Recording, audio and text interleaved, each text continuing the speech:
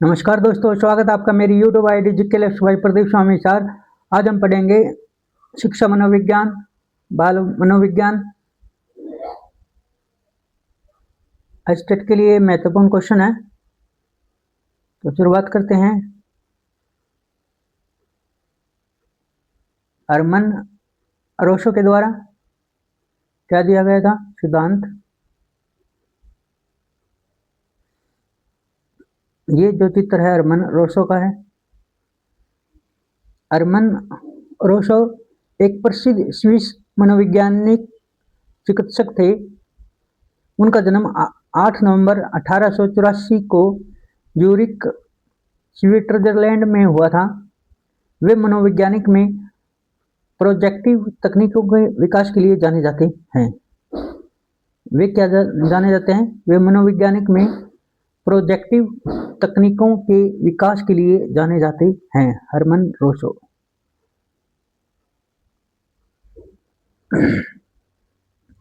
उन्होंने एक टेस्ट किया था, रोसो इंक ब्लड टेस्ट।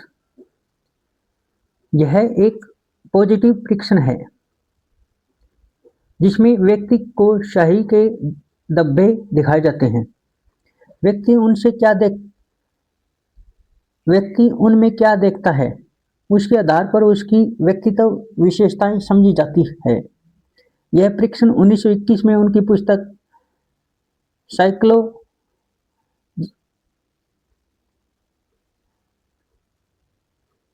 साइकोचाइल्डग्नोस्टिक में प्रकाशित हुआ।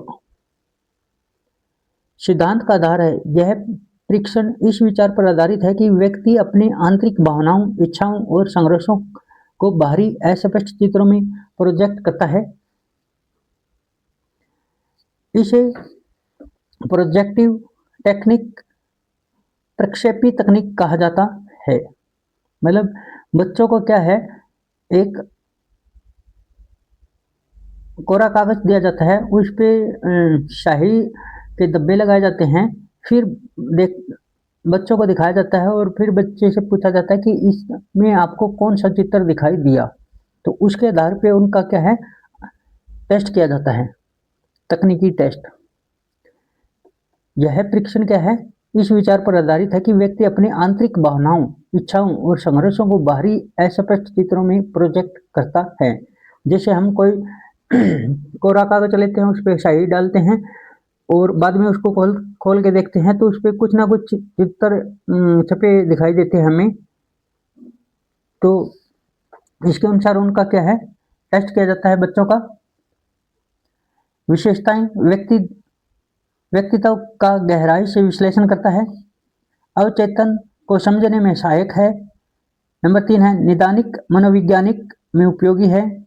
सीमाएं, परिणामों की व्याख्या व्यक्तिपरक हो सकती है। विश्वसनीयता और वैधता पर कुछ मनोवैज्ञानिकों ने प्रश्न उठाए हैं। मृत्यु, इनकी हरमन रोसो की जो मृत्यु है, उनका निधन 1 अप्रैल 1922 को हो गया। वे बहुत कम उम्र में, केवल 37 वर्ष में ही इस दुनिया से चले गए, लेकिन उनका योगदान आज भी अत्यंत महत्वपूर्ण माना जाता है। नेक्स्ट है हमारा नेक्स्ट सिद्धांत, किसके बारे में पढ़ेंगे?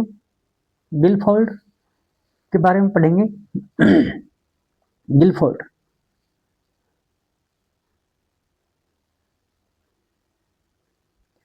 ये जो चित्र है गिलफोर्ड का है। गिलफोर्ड 1897 से 1987 के एक प्रसिद्ध मनोवैज्ञानिक थे।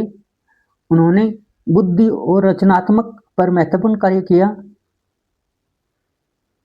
ये structure of intellect SOI theory के लिए प्रसिद्ध हैं। इन्होंने बुद्धि को बहुआयामी माना है। प्रमुख सिद्धांत क्या क्या है इनके? गिलफोर्ड ने बुद्धि को 3 आयामों में विभाजित किया। नंबर 1 क्रियाएं, नंबर 2 सामग्री, नंबर 3 उत्पाद।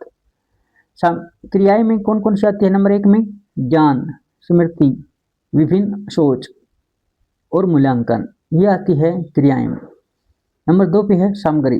सामग्री में कौन कौन सी आती है? चित्रात्मक, प्रतीकात्मक, अर्थ संबंधी, व्यवहारिक, ये आती है सामग्री में।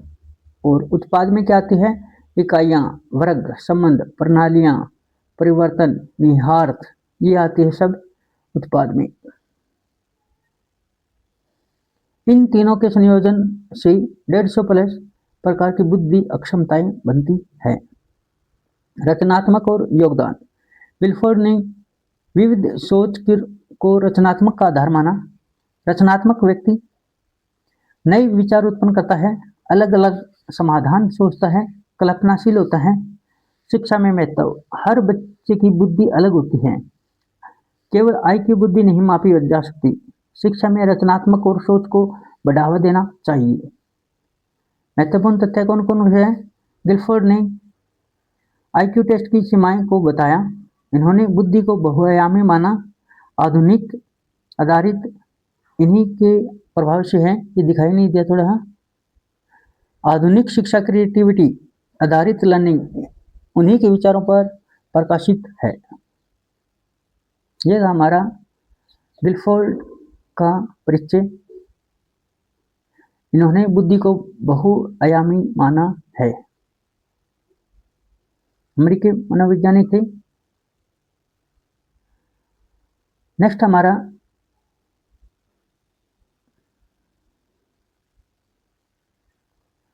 नेक्स्ट कौन सा है? फ्रावेल। फ्रावेल 1782 से 1852 एक प्रसिद्ध जर्मन शिक्षा शास्त्री थे। इन्हें बाल शिक्षा का जनक भी कहा जाता है। फ्रावेल जो था क्या है? इन्हें बाल शिक्षा का जनक भी कहा जाता है। इन्होंने बच्चों की शिक्षा को खेल, प्रकृति और गतिविधियों से जोड़ने पर बहुत जोर दिया। इन्होंने जो बच्चों को जो शिक्षा दी है वो खेल के द्वारा दी है, प्रकृति से दी है और गतिविधियों से जोड़ने पर बहुत ही जोर दिया है। प्रमुख योगदान नंबर 1 है किंडरगार्टन की स्थापना। जो फ्रावेल है, इन्होंने एक किंडरगार्टन की स्थापना की थी। किंडरगार्टन का अर्थ है बच्चों का बगीचा। शिक्षा को आनंददायक और स्वाभाविक बनाना। इन्होंने जो एक बगीचा तैयार किया और बच्चों को उसमें बिठाकर शिक्षा देने का प्रावधान किया। खेल के माध्यम से शिक्षा। इन्होंने कहा कि बच्चे जितनी जल्दी खेल से सीखते हैं वो बहुत ही जल्दी खेल से ज़्यादा सीख जाते हैं। फ्रावेल ने कहा था ऐसा।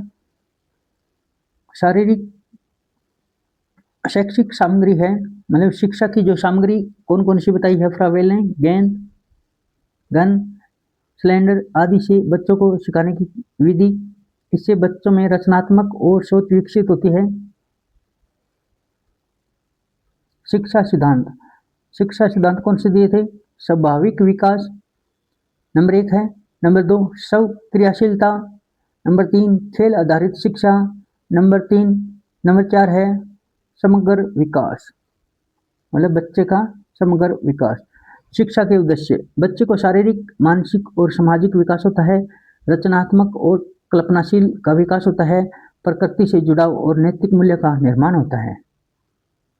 महत्वपूर्ण तथ्य कौन कौन से फ्रावेल के? फ्रावेल ने शिक्षा का जीवन का विकास माना है। उन्होंने शिक्षक को मार्गदर्शक माना है, न कि केवल पढ़ाने वाला। आज की प्री प्राइमरी और नर्सरी शिक्षा उन्हीं के सिद्धांतों पर आधारित है। उन्होंने बच्चों के सर्वांगीण विकास पर जोर दिया। फ्रावेल ने बहुत ही महत्वपूर्ण योगदान दिया था। ये है नेक्स्ट है जीन पियाजे। जीन पियाजे एक प्रसिद्ध स्विस मनोवैज्ञानिक थी जिन्होंने बच्चों के संज्ञानात्मक विकास के सिद्धांत के लिए जाना जाता है।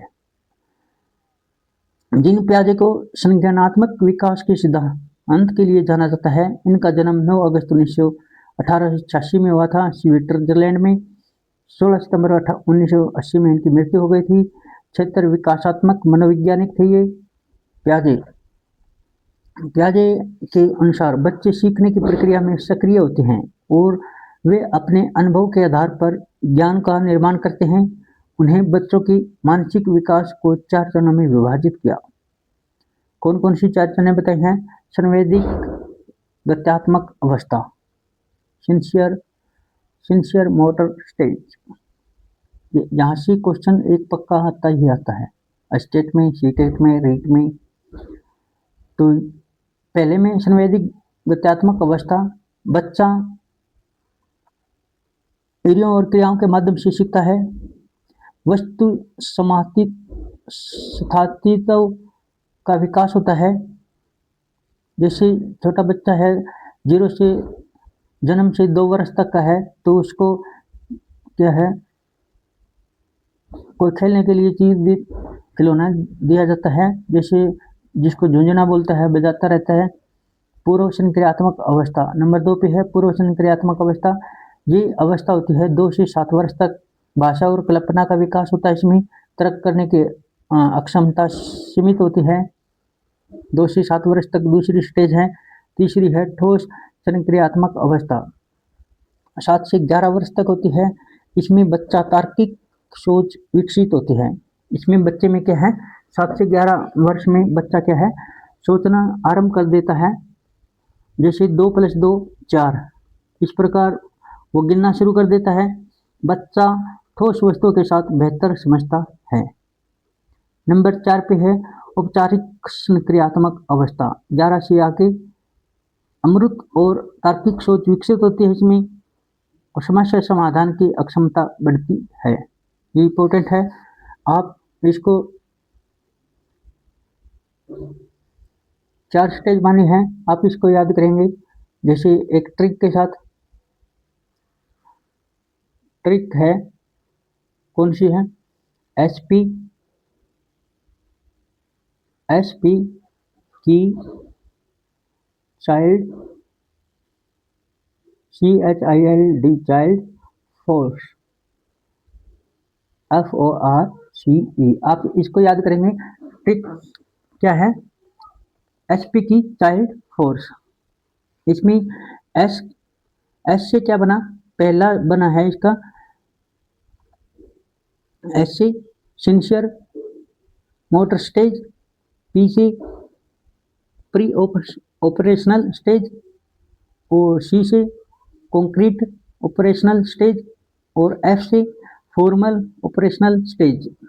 ऐसे याद करोगे आप। एसपी की चाइल्ड फोर्स, एस जो पहली स्टेज है ये 0 से 2 वर्ष तक है। दूसरी है पी, ये है 2 से 7 वर्ष तक। सी 7 से 11 वर्ष तक, और एफ क्या है, 11 से ऊपर। ये बहुत ही महत्वपूर्ण है, यहाँ से 2 क्वेश्चन आते ही आते हैं। तो ये जो दिया था, जीन पियाजे ने सिद्धांत दिया था। पियाजे के प्रमुख विचार, सीखना अनुभव प्लस मानसिक संरचना है। बच्चे छोटे वयस्क नहीं होते, उनकी सोच अलग होती है, विकास क्रमिक चरणों में होता है। नेक्स्ट है हमारा लिव वायोंगोत्स्की, इंपॉर्टेंट है ये भी। लिव वायोंगोत्स्की ने एक प्रसिद्ध रूसी मनोवैज्ञानिक थे, जिन्होंने संज्ञानात्मक विकास में सामाजिक और सांस्कृतिक प्रभाव की महत्ता पर जोर दिया। जो लिव वायोंगोत्स्की है वो क्या है, संज्ञानात्मक विकास में सामाजिक और सांस्कृतिक प्रभाव की महत्ता पर जोर दिया। क्वेश्चन यह है कि सामाजिक सांस्कृतिक का किसने दिया था सिद्धांत, तो ये दिया था लिव वायोंगोत्स्की ने। मुख्य विचार, सामाजिक सांस्कृतिक सिद्धांत वायोंगोत्स्की के अनुसार है, बच्चे का विकास समाज और संस्कृति के माध्यम से होता है। सीखना पहले सामाजिक स्तर पर लोगों के साथ और फिर व्यक्तिगत स्तर पर होता है। सहारा देना, शिक्षक या अभिभावक बच्चे को धीरे धीरे सहायता देते हैं। जैसे बच्चा सीखता है, सहायता कम कर दी जाती है। पहले शिक्षक पूरा समझाता है, फिर संकेत देता है, अंत में बच्चा खुद करता है। निकट विकास क्षेत्र, यह होता है जो बच्चा खुद कर सकता है, मतलब उसको बीच में रखा। निकट विकास क्षेत्र उसके बाद में रखा। ये 2-3 बॉक्स बनाए इन्होंने वृत्ताकार। जो बच्चा दूसरों की मदद से कर सकता है उसमें तीसरे में रखा। यह क्षेत्र सबसे अधिक है, सीखने का अवसर देता है। भाषा का महत्व। भाषा सोच के विकास में महत्वपूर्ण है। बच्चे पहले बोलकर सोचते हैं, बाद में यह आंतरिक सोच बन जाती है। प्याजे से अंतर। विकास का आधार, सीखने का तरीका, भाषा की भूमिका। और वयांगोत्स्की प्याजे में क्या क्या अंतर है? विकास के आधार पर वयांगोत्स्की ने कहा था ये सामाजिक है, और प्याजे ने उसे क्या माना था? व्यक्तिगत। सीखने का तरीका, वयांगोत्स्की ने कहा था ये बच्चा सहयोग से सीख सकता है, शिक्षक की, माता पिता की। और प्याजे ने कहा था स्वयं खोज करे, मतलब बच्चा स्वयं सीखता ज़्यादा है। भाषा की भूमिका, वयांगोत्स्की ने कहा था भाषा बच्चे के सीखने में बहुत ही महत्वपूर्ण है। प्याजे ने कहा था ये सीमित है। ये है वयांगोत्स्की और प्याजे में अंतर। सिखाने में बच्चों को। नेक्स्ट है परीक्षा के लिए महत्वपूर्ण। वयांगोत्स्की सामाजिक प्रभाव पर जोर दिया। ZPD सबसे महत्वपूर्ण अवधारणा है। सेक होल्डिंग सहायता देकर सीखना भाषा सोच का आधार है। ये थी लीव वयांगोत्स्की की थ्योरी।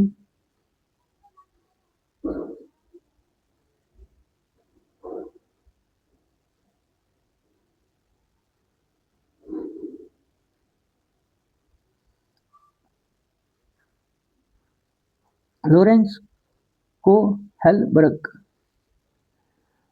ये है लॉरेंस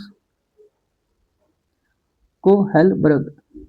लॉरेंस कोहेलबर्ग एक प्रसिद्ध अमेरिकी मनोवैज्ञानिक थे जिन्होंने नैतिक विकास का सिद्धांत दिया। कोहेलबर्ग का नैतिक विकास सिद्धांत। कोहेलबर्ग के अनुसार बच्चा का नैतिक विकास 3 स्तरों और 6 चरणों में होता है। पहला है पूर्व परंपरागत स्तर। यह स्तर छोटे बच्चों में पाया जाता है। इसमें दंड और आज्ञा पालन। पहले चरण में क्या है? बच्चा गलत काम से बचता है क्योंकि उसको क्या है? दंड का डर लगता है, मतलब उसे पनिशमेंट का डर लगता है। दूसरा है व्यक्तिगत लाभ। बच्चा वही काम करता है जिसमें व्यक्तिगत लाभ मिलेगा। दूसरा है परंपरागत स्तर। इसमें अच्छा बच्चा। चरण नंबर 3 है बच्चा दूसरों की स्वीकृति पाने के लिए सही काम करता है। नंबर 4 है कानून और व्यवस्था। नियमों और कानून का पालन करना जरूरी है ताकि समाज व्यवस्थित रहे। उत्तर परंपरागत स्तर। उच्च स्तर की नैतिक सोच, सामाजिक अनुबंधन, सार्वभौमिक सिद्धांत। नियम और कानून समाज के हित के लिए बनाए जाते हैं। व्यक्ति अपने नैतिक सिद्धांतों के आधार पर सही और गलत का निर्णय करता है। तो प्याजे से संबंध ये था। परीक्षा के लिए महत्वपूर्ण तथ्य कौन से हैं? कोहेलबर्ग नैतिक विकास का सिद्धांत दिया था। कोहेलबर्ग ने 3 स्तर बताए थे और 6 स्टेज बताई थी। जैसे ये जो चरण है इसके कोहेलबर्ग के 3 चरण हैं और 6 क्या है? स्टेज है। इंपॉर्टेंट है ये। उच्च स्तर नैतिक सिद्धांत पर आधारित निर्णय है। यह सिद्धांत नैतिक शिक्षा के लिए बहुत ही उपयोगी है। नैतिक विकास का क्रम पूर्व परंपरागत, परंपरागत, उत्तर परंपरागत। तो ये था हमारा लॉरेंस कोहेलबर्ग की थ्योरी। इंपॉर्टेंट थी ये बहुत ही। तो आज की वीडियो दोस्तों यहीं समाप्त करते हैं। आपका दिन शुभ हो, मंगलमय हो। जय हिंद, जय भारत, जय गौ माता, जय श्री श्याम, राधे राधे, हर हर महादेव।